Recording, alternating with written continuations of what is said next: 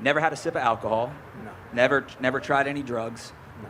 Why was that something you were conscious of to never even step in that atmosphere? Because for a lot of athletes, stars, celebrities, they can get lost in that space. Well, the first part is I'm extremely cheap.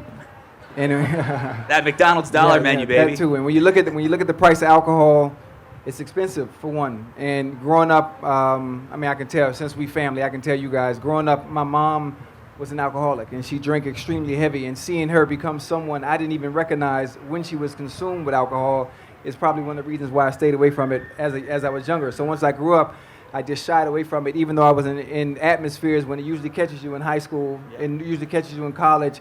But I would just fake it when I would go out with friends, and I would have Red Bull and cranberry juice with a little lime on the side, and that was enough for me. But I don't even want to call it discipline. It's just something I just wasn't interested in. Yeah. Like say,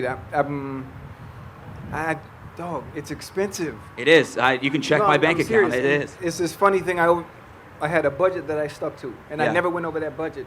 And just the thought of adding alcohol to that budget, it would just it's I don't want to say dumb because there are people that do it. I'm just saying for me. Yeah. I did what works for me, and alcohol just wasn't it. If you don't have the discipline, it all comes down to the people in your company, the people around you. The people around you, if they're not trying to help you, if they're not uplifting you, or they bringing you down, that's all it is. And I think obviously during my days, I was one that I already had discipline. So regardless of my surroundings, or regardless of who I was with, I was able.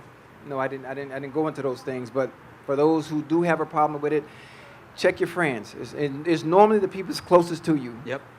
And if I can add two things to that, I tell people two things every time when it comes to mental health. Number one, do something. Call your friend, call your mom, call your therapist, just do something. And two, feelings are temporary. If you're in a bad spot, you're depressed, you're sad, you're mad, you're angry, you might not see it in that moment, but I promise those feelings will pass, and you will be able to move on in life and be happy again.